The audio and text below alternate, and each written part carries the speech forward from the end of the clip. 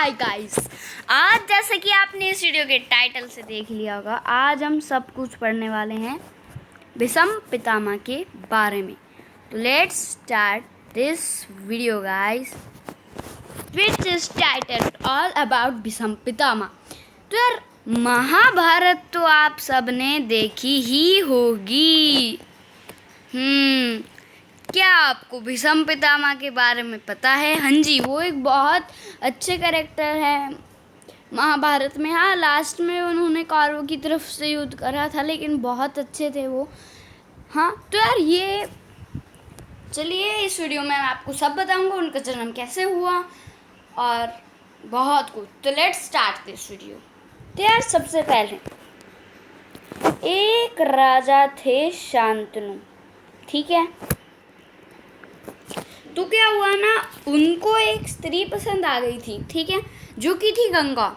तो यार, जब उनका विवाह हुआ था ना जस्ट, ठीक है, तो फिर गंगा माता ने ये नहीं बताया था कि वो गंगा है, ठीक है। एक सिंपल सी स्त्री की तरह वो रानी बन गई थी। तो फिर ना, अब इसको तो याद रखना, अब मैं आपको और बताता हूँ। तो यार, उससे महाभारत से भी पहले ना एक ऋषि पुनि था, वो अपने चांटिंग कर रहा था, जैसे ओम ओम बोलते हैं ना, मेडिटेशन कर रहे थे वो। तभी ना 8 वासु आ गए थे और उन्होंने एक सुंदर गाय देखी थी जो ऋषि पुनि की थी। उन्होंने उसको ले लिया था यार। और फिर ऋषि पुनि बहुत नाराज़ होता है कि किसने मेरी गाय चुरा ली। फिर ना वो अपनी मेडिटेशन की पावर से ये देखता है कि क्या हुआ था, फिर उसको सब पता हो जाता है।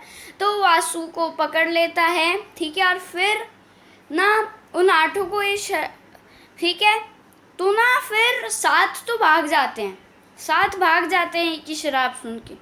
और जो 8वां था, मतलब भीष्म पितामह पिछले जन्म में वासु थे, ठीक है।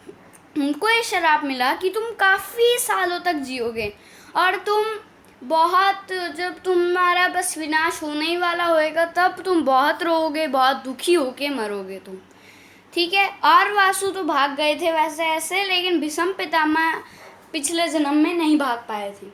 तो ना क्या हुआ, जब उस मैंने बताया था ना, शांतनु को गंगा से विवाह कर लिया था। फिर ना उनके जो पहले 7 बच्चे हुए थे, गंगा ने क्या करा, उनको लिया और उनको पानी में फेंक दिया, ठीक है।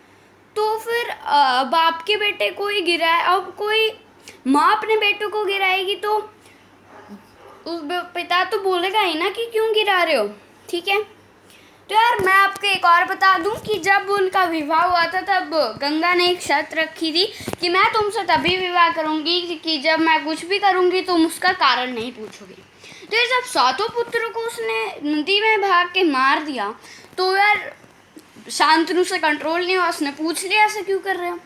तो ना उसने जो स्टोरी बताई उस वासु की, जो मैंने आपको बताई थी।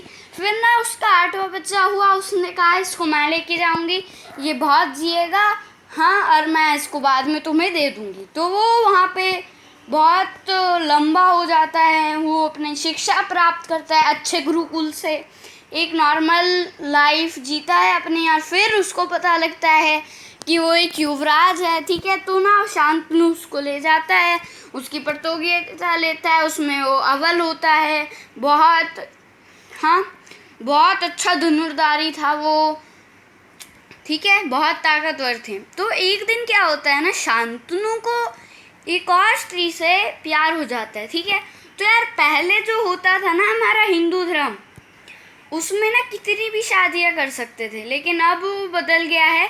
पहले कितनी भी शादियाँ कर सकते थे, ठीक है। तो उसने दूसरी शादी के लिए प्रस्ताव रख दिया।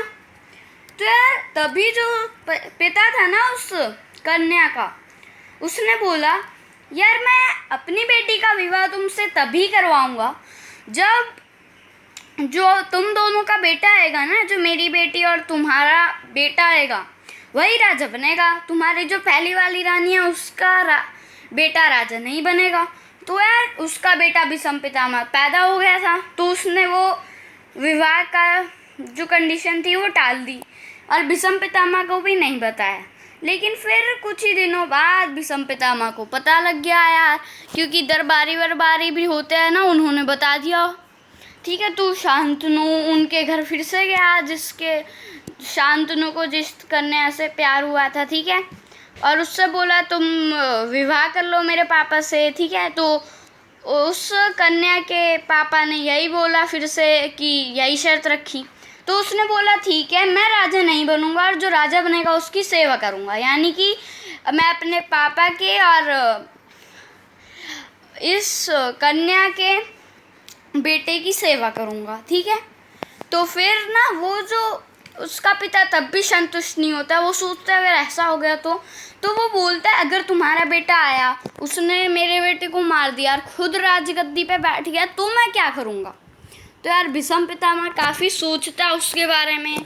फिर आधे घंटे बाद उसको एक आइडिया सूझता है। तो यार तब पहले उसका नाम भीष्म पितामह नहीं था, पहले से नहीं था उसका नाम, इस घटना के बाद पड़ा था। वो घटना क्या थी मैं बताता हूँ यार। देखो, तो ना उसने ये प्रण लिया था कि मैं कभी शादी नहीं करूँगा तो उसके बच्चे कैसे होंगे, हाँ, और बच्चे नहीं होंगे तो ऐसा नहीं होगा जैसा उसका पापा सोच रहा था, उस कन्या का पापा सोच रहा था, ठीक है। तो उसने ये प्रतिज्ञा ले ली, इसी कारण उसका भीष्म पितामह नाम बना।